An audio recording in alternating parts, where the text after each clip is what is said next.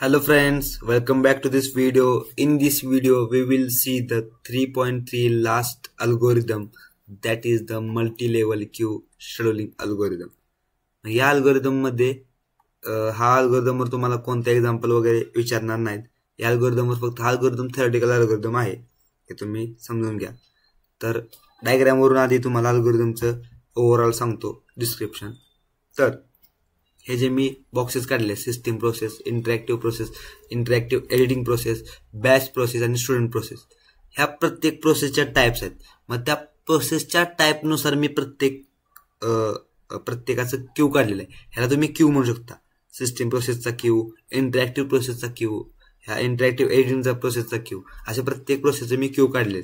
मग त्या क्यू मध्ये फक्त ह्या ज्या तीन प्रोसेस आहेत सुरुवातीच्या, सिस्टीम, इंटरॅक्टिव्ह आणि इंटरॅक्टिव्ह एडिटिंग प्रोसेस, ह्या तिघांना प्रायोरिटी जास्त आहे.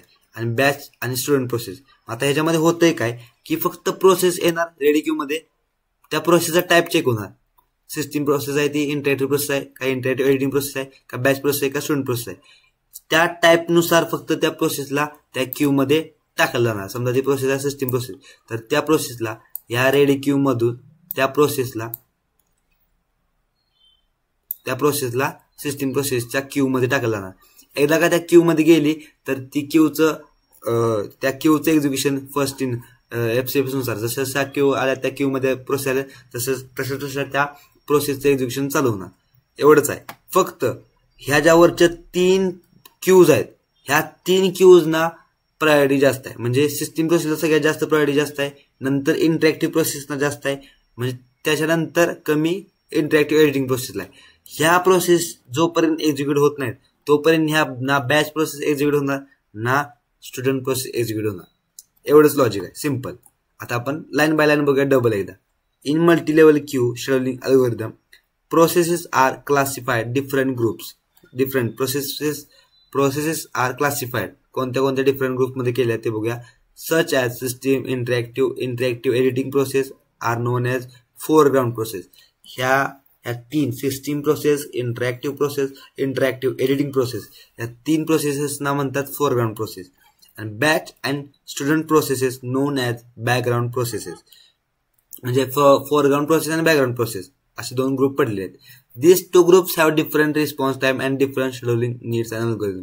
ऑब्विसली हे जे प्रत्येक ग्रुप्स आहेत, म्हणजे थोडक्यात दोन ग्रुप्स आहेत, फोरग्राउंड आणि बॅकग्राऊंड, या प्रत्येक ग्रुपच्या प्रत्येक क्यूला तुम्ही प्रत्येक क्यूचा जर रिस्पॉन्स टाइम बघितला तर प्रोसेस एक्झिक्युशनचा तर वेगळा असणार प्रत्येक क्यूला. आता सिस्टीम प्रोसेसला तुम्ही सिस्टीम प्रोसेसमध्ये समजा प्रायोरिटी शेड्युलिंग अल्गोरिदम यूज केला आणि इंटरॅक्टिव्ह प्रोसेसमध्ये राऊंड रॉबिन अल्गोरिदम यूज केला, असं प्रत्येक क्यू मध्ये डिफरंट अल्गोरिदम तुम्ही यूज करू, म्हणजे OS यूज करत असतं. Foreground process have highest priority आणि background process have lowest priority. जे तुम्हाला मी सांगितलं, फोरग्राउंड प्रोसेस म्हणजे कोणत्या, इथून वर फोरग्राउंड, आणि बॅकग्राऊंड प्रोसेस म्हणजे कुठल्या,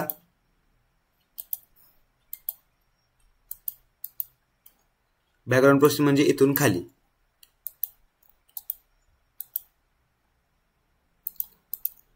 आणि मग no process will be executed of lower queue until and unless execution of all processes in higher queue will not be complete. म्हणजे जोपर्यंत हायर क्यू म्हणजेच काय, हायेस्ट प्रायोरिटी प्रोसेसच्या क्यू, ह्या तीन, ह्यांच्यामधल्या प्रोसेसचं एक्झिक्युशन जोपर्यंत कम्प्लीट होत नाही तोपर्यंत खालच्या क्यू मधल्या प्रोसेसना चान्स भेटणार नाही एक्झिक्युशनला.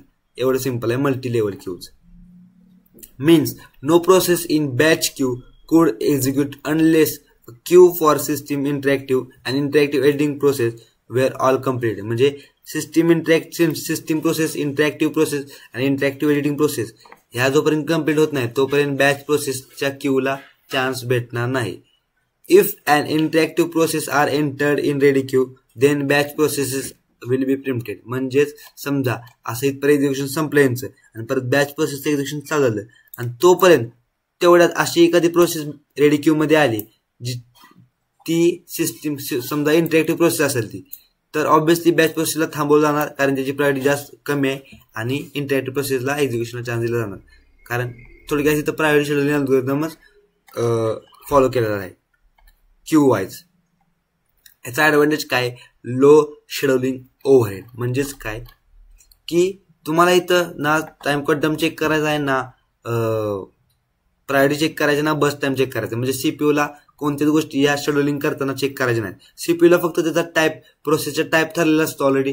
तो प्रोसेसच्या टाईपनुसार त्या क्यू मध्ये पाठवायच्या प्रोसेस. एकदा त्या क्यू मध्ये गेल्या तर त्या क्यूचा फिक्स एक फॉर्मॅट असणार आहे. म्हणजे ह्या क्यू साठी की हा अल्गोरिदम यूज करतायत, दुसऱ्या क्यू साठी हा अल्गोरिदम यूज करतायत, तर त्या क्यूच्या फिक्स फॉर्मॅटनुसार त्या प्रोसेस पर्टिक्युलरली ऑटोमॅटिकली एक्झिक्यूट होत राहणार आहेत. त्यामुळे फक्त त्या प्रोसेसला उचलून पर्टिक्युलर क्यू मध्ये टाकायचं आहे, संपलं. त्यामुळं याचं तुम्हाला मी ज्या मागच्या व्हिडिओमध्ये सांगितलं, लो शेड्युलिंग ओव्हरहेड. ओव्हरहेड म्हणजे एक्स्ट्रा गोष्टी करण्याच्या. ओव्हरहेड या शब्दाचा अर्थच काय, एक्स्ट्रा म्हणजेच काय, एक्स्ट्रा गोष्टी कराव्या लागत नाही. म्हणजे लो शेड्युलिंगसाठी एक्स्ट्रा गोष्टी, फक्त एक्स्ट्रा गोष्टी म्हणजेच काय, ना तुम्हाला ना तुम्हाला बस टाइम, ना तुम्हाला प्रायोरिटी, ना तुम्हाला टाइम क्वांटम, कोणत्याच गोष्टी चेक कराव्या लागत नाही.